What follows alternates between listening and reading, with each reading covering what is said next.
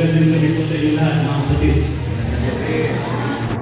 At maligayang araw ng Sabat sa inyo lahat. Sabat. So this is the last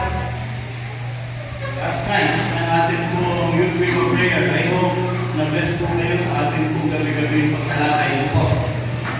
At ako po ay natutuwa kasi as I sit down just a while ago, mga kapatid, ako po ay kinausap ang isa namin kapatid at ang sabi, dalawa sa kanyang yung katabi niya na dalawang kabataan ay nagnanais na magpasama sa Panginoon.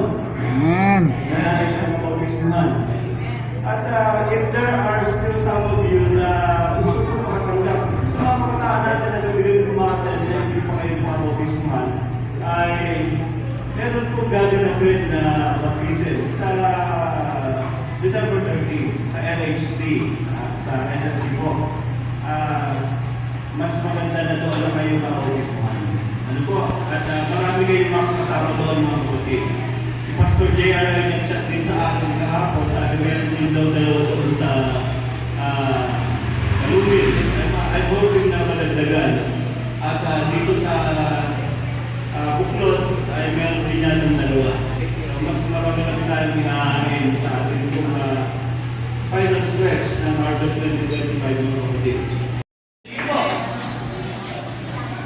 First time. Free me. Here my Lord, free me. Okay? Monday. Here my Lord, forgive me. Tuesday. Give me. Renew me. Guide me. And then now, hear me. Okay? Thank you so much. Bahala na po yung ating mga yung dito mamaya. Nakakapagbigay sa inyo kung anong kanyang na nagbibigay. Po. So ngayong gabi, we will discuss the theme, Here am I, Lord, fill me. Okay? So bago tayo magsimula again, I would like to request everyone to please bow down your heads as we pray. Let's pray. Ito kay Pamanay, laging meron yung salitang double portion mga kapatid ay ano yan eh. Common yan kapag kay Pamanay, kapag kay pamamanahan, special kasi ang pangalay, lagi may dalawang portion. Ano po? Pero ang banal na Espiritu, hindi mo naman siya kung pwedeng putulin sapagkat siya'y persona. At hindi mo naman siya gagamitin, kundi ikaw naman ang kanyang gagamitin. Di ba? Mga putin. So, we must understand, okay? What it means to be filled by the Holy Spirit. And is there are requirements beforehand to be filled by the Holy Spirit? Okay? So, tingnan natin. Kung kayo may mga Biblia, please open your Bible in the book of Acts, mga kapatid. Acts chapter 2. Okay? Tingnan natin isa ang atin kung pag-aaral na yung gabi. Sapagkat ito ay classic example ng mga tao, ng mga mananampalataya na pinuspos ng Santong Espiritu. Okay? Verse 1. Sabi ko dito, when the day of Pentecost had fully come, they were all filled, or they were all with one accord in one place. Ano ibig sabihin nun? One accord. Sa ibang salin, lalo na doon sa today's English version, no? Ang mababasa natin ay they were all in one heart and mind. Meron silang isang kaisipan at isang puso. Yung kanilang commitment during that time ay napakatindi, mga kapatid. Okay? At sila'y nag-aaral ng salita ng Diyos. So, in one accord means you have to be united, you have to be in one heart, you have to be in one mind, and with one goal, with one purpose. Lahat sila kasi sabi ng Panginoon, huwag muna kayong umalis sa Jerusalem. Ngunit kayo maghintay hanggang sa pagbaba ng Santong Espiritu. So they were waiting, and yung kanilang kaisipan ay nagkakaisa.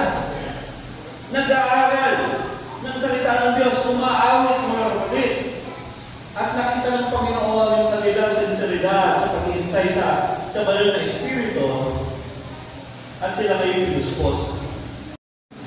Immerse sa salita ng Diyos, ay mahirap banal na Espiritu para tayo ay i-possess. Sa tingin ninyo mga kapatid, kung hindi tayo nag-aaral ng salita ng Diyos, is there a chance para tayo ay i-feel na kapangyarihan ng banal na Espiritu? Wala. Parang wala nga na po.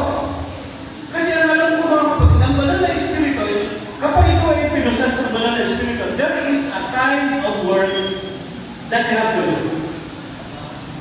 Gagamitin ka ng banal na Espiritu, hindi ikaw ang gagamit sa banal na Espiritu.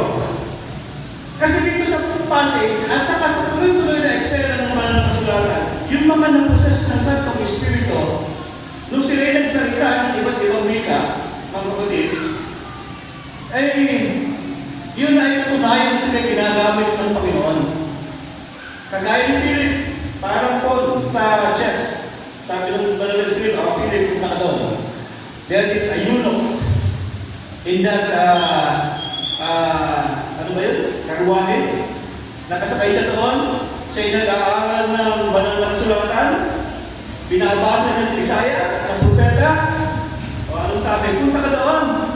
Explain to him kung sino yung tinutukoy ng propesiya.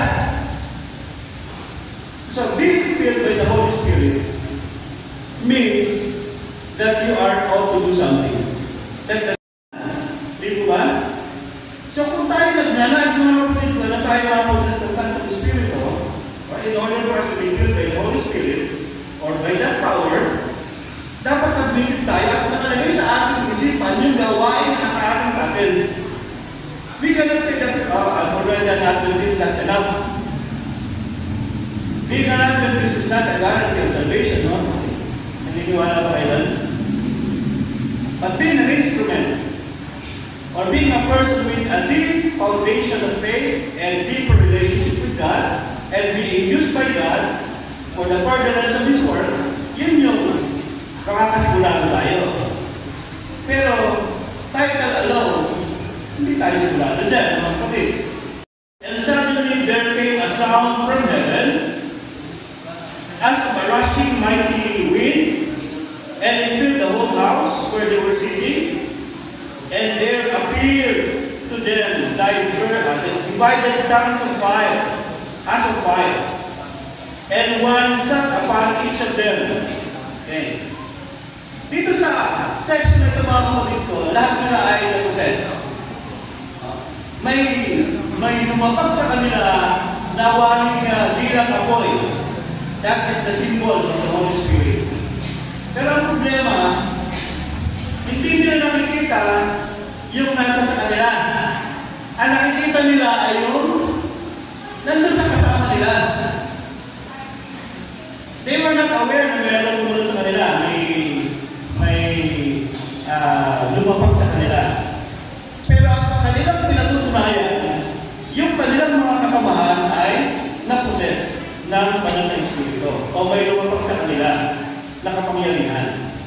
Anong tinuturo ito sa atin mga kapatid? Being filled by the Spirit of God, hindi po pwedeng tayo ay mag-babrag. Hindi natin po pwedeng, I am possessed by the Holy Spirit. No. Sabi ng Biblia, dapat i-pray po yung iyong kapwa na mas magaling sa iyo, mas mahusay sa iyo. Di ba? If your character ay iyong ibinabrag at parang yung holier than thou attitude, parang hindi tama.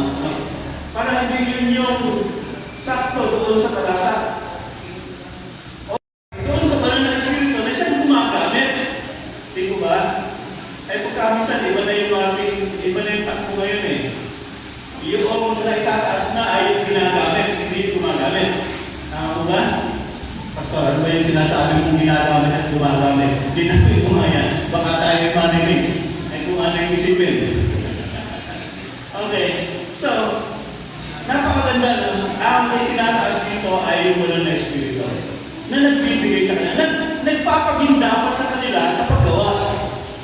And na sila, bilang sa kanila ay pumunta. O, pag may tinanggap sila, ay hindi po pwede yung kanilang sarili ang mataas. Kaya, napakaganda ng pagkakabanggit dito. As the Spirit gave them utterance. And imagine mga kapatid, ang umuho nito. Okay? Napakaraming bansa yung nagtipon-tipon doon sa Jerusalem. Nangaral si Petro, mga kapatid, napakaraming bautismo. Kaya sinasabi ko mga kapatid, if God is a big God and does not know the word impossible, why do you what He wants to accomplish through you? Kumaga, habang lumalaki yung iyong conviction sa Panginoon, lumalawak na yung kaalaman, ginagamit ka ng Panginoon sa mga bagay para kayong marami. Para kayong marami ang iyong paglilingkod mga kapatid. So, gusto kong dagdagan mga kapatid ko. This is from Micah. Chapter 3, verse 8. Ito naman yung iba pang bahagi ng pag-feel ng banal na Espiritu sa'yo. Okay? Of course, you have been reading the Word. You are being empowered. You are being used. Nakipagkaisa sa iglesia. May dagdag pa. If you will read Micah chapter 3, verse 8, but as for me, I am filled with power,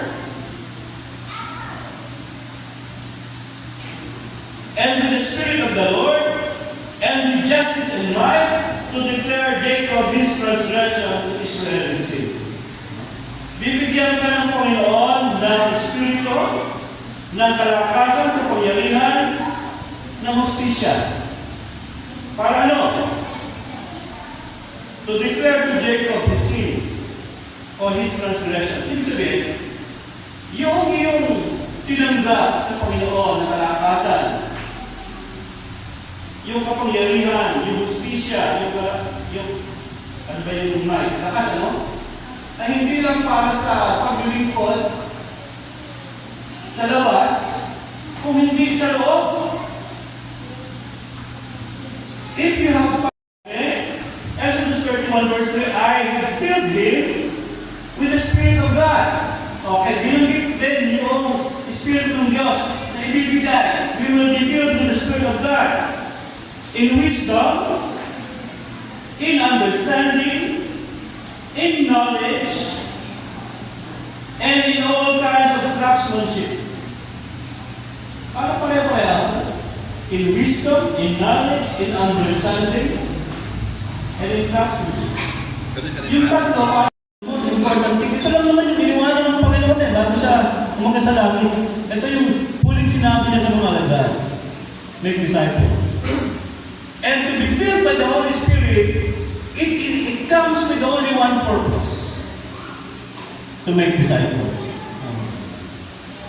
Alam niyo kung ito yung magsisingin lamang sa ating pusong isipan, gaano karami sa ating iglesia ang disciple maker? Gaano karami ang soul winner, mga kapatid? And I guarantee you, ganun din karami from our church ang dadali ng Panginoon sa langit na bayan. Do you think, if you are not doing the work, do you think that if you are not winning souls, you are capable or you are qualified to go to heaven? I don't think so. Yun lang yung iniwan ng Panginoon eh. Yun yung pinakamataas na karangalan na ibinigay sa atin upang magamit tayo ng Panginoon sa pagpapalawag ng kanyang gawain. Sa pagtapos, para makasama natin siya. Gusto nga natin makasama ang Panginoon, ayaw naman natin makasama ng Panginoon yung iba.